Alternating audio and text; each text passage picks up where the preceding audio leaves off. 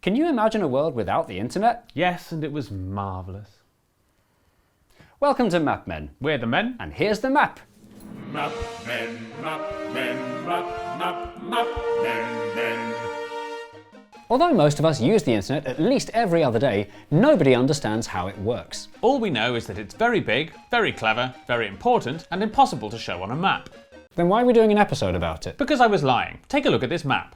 It shows all the undersea cables that connect the world's computers, and looking at this map reveals a surprising amount about how the modern world works.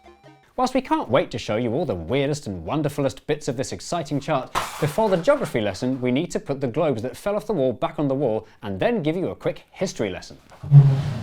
For the vast majority of human history, a message could only travel as fast as a human, meaning it was normal to wait days or even months to receive a very important message. Very slightly faster methods did exist. Smoke signals, water clocks, beacons, flags. But these only worked for predetermined messages. If you wanted to send a completely original thought, such as Thursday my dungarees fish basket hollybobs, that was impossible. Until... In 1777, a French chap called Claude Chappe invented a way to send long-distance messages using an alphabet made up of symbols that could be seen from a very long way away. On a hilltop, one person operated a machine that could rotate the position of two large sticks. And on another hilltop, a second person would copy the shape, relaying it onto the next hill, and so on, until it was finally decoded at the other end. Chappe called his system the telegraph, from the French télégraphe, from the Greek télégraphe. It was now possible to send a message from Paris to Lille in just 12 minutes rather than the usual 12 hours. Sacré bleu! At its peak, the French telegraph network looked like this. This is the earliest example of a physical network built to transmit information at high speeds across long distances. It was the beginning of the internet. So why aren't we still using mechanical telegraphs today? Bad question. The flaws were obvious. It only worked in the daytime, it only worked in good weather, and it required lots of highly trained workers who were vulnerable to mistakes and bribery. Thankfully, long-distance messaging took a necessary huge leap forward in the 1830s, when a pair of British inventors had a much better idea: the electric telegraph. The electric telegraph sent pulses of electricity across copper wires that could be stretched pretty much any distance. It was the beginning of the internet. A contraption like this, which by the way would be an awesome clue in an escape room, was used to convert these electric pulses into almost every letter of the alphabet. And then a very clever man called Samuel Morse, named after Morse code, invented an easy-to-learn alphabet made up of and. Morse code was a massive improvement. It only needed 2 Ys instead of 6, you could finally send messages quickly, and you could finally spell quickly. Morse code became a vital tool for the military, government, railways, journalism and big business.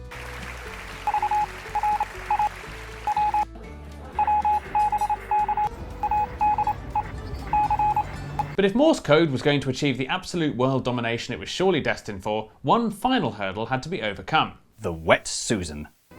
The most significant advance in telegraph technology came in 1850, when the aptly named English Channel Submarine Telegraph Company Boring. nervously laid the first cable under the sea, desperately hoping they wouldn't electrocute all the fish. To the relief of haddock everywhere, it worked. The world's first submarine telegraph in the English Channel successfully allowed communication across the sea between 2 countries. It was the beginning of the internet. By the mid-19th century, 2 enormous networks had grown in Europe and America. The next logical step was to connect these 2 networks together. But the Atlantic Ocean was very big. Nobody knew how telegraph technology could traverse it. Until, that is, an American businessman with a beard and no moustache, called Cyrus Westfield, finally figured it out. We need a very long cable. But laying a very long cable under the ocean presented some unique challenges. It took several failed attempts to lay a cable that worked. The first cable wasn't long enough. The second cable snapped, the third cable fell in the water, the fourth cable wasn't compatible with the fifth cable and couldn't be joined up in the middle. Finally, 4 years later, Cyrus's first transatlantic cable was complete. On August the 16th, 1858, Queen Victoria sent the very first transatlantic text message, reading, Glory to God in the highest, on earth peace and goodwill toward men. And it was sent to President James Buchanan. At just 2 minutes per letter, the message was received in little over 17 hours. The cable stopped working after just a few weeks, but it didn't matter. The technology was proven possible. The very same cable laying technology was used to lay more and more cables all over the world, each one more reliable than the last, which grew into the phone network, which grew into the internet. It was the beginning of the internet.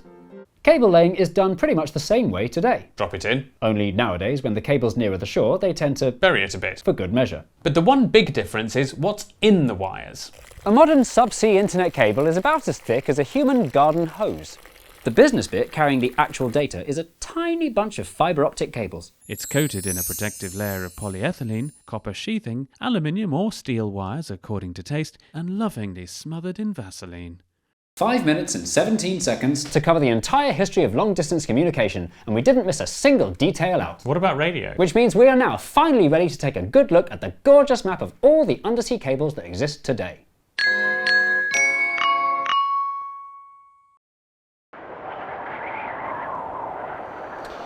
Any regrets? No, not really. What about buying these cheap parachutes? Oh yeah, apart from that, yeah, that's probably the main one. What about you? I regret that I never turned my big idea into a business reality. Oh, what was that? A fail-safe parachute that can't get twisted. That's a nice idea. Why didn't you follow through with it? Well, it was all a bit big and scary. And anyway, I never could find a good, easy-to-use e-commerce platform that worked for me. Oh, why don't you try Shopify? Shopify is an all-in-one commerce platform that makes it super easy to create an online store. You just sign up and Shopify has everything you need to make a beautiful website, add products, set prices and deals, and handle inventory. Whatever you're selling, Shopify makes the business of growing and managing a business super easy. Isn't mapmenmerch.com powered by Shopify? It is, yes. This goes to show, even a pair of absolute dunderheads like the Mapmen with no technological know-how whatsoever can cobble together some t-shirts, mugs, posters and stickers and sell them to customers all around the whole wide world. What's a dunderhead? If you've got something to sell, why not click the link in the description below to take the first step to starting your own business using good old Shopify. There, I've done it. Parachutesafety.net is open for business thanks to Shopify. And it was as easy as falling out of an aeroplane.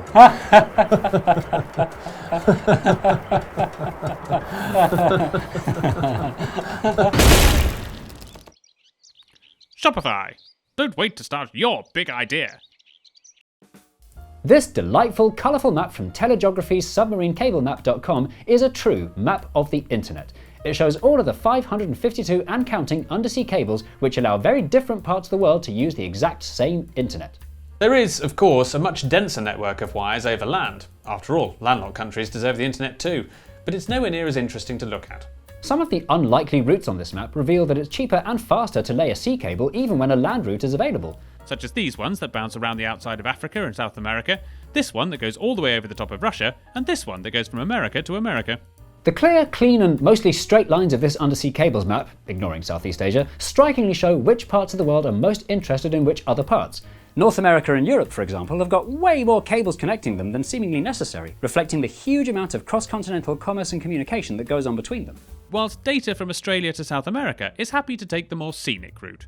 So it's perhaps no coincidence that this map so strongly resembles maps of major flight paths and shipping lanes. It's also no coincidence that countries with the fewest cable connections tend to be the world's poorest. Just one cable serves the Gambia, Guinea-Bissau, Guinea, Sierra Leone and Liberia. But does the number of connections you have and to whom actually matter? Wouldn't one cable each be plenty of internet to be going round? Sadly not. These cables are susceptible to breakage due to sabotage from hostile countries, earthquakes and being eaten by sharks. So it makes sense to have at least a couple of spares. In 2022, the Shetland Islands became even more remote when their key cable was shredded by an overzealous fishing boat. I'll tell you who the killer was. It was... Duncan must be home. More importantly, the cables under the sea carry about $10 trillion worth of financial transactions every day. And if those cables failed, nobody would be able to buy pink suitcases, funny hats, teddy bears or basketballs. So if these cables are so completely critical to life in 2023, or whichever year it is where you are, shouldn't we be worried about who actually owns them? Yes, we should, because increasingly these cables are being built by a very It was the beginning of the internet. small handful of powerful companies. Google, Microsoft and Meta have spent billions of human dollars building their own massive private cables. And this matters, partly because we all then become dependent on these largely unregulated companies for a crucial piece of 21st century infrastructure, but also, can we really be sure these tech giants aren't listening into their fancy hoses to collect yet more of the valuable private data belonging to you and me? With so much of our daily technology use now wireless, be it the phone in your pocket or the router in the awkward bit of the drawer next to the TV, it's important to remind ourselves that the internet is not some invisible benevolent technology. It still requires physical things, servers, wires, data centers. It's particularly telling that we refer to the mysterious netherworld where all the world's computers connect as the cloud, when it's actually on the bottom of the ocean, the opposite of a cloud. So, next time you send an email, stream a TV show, or listen to the audio only of 20% of an episode of Map Men with the video minimised and a tab in the background, remember, It's been through a layer of Vaseline.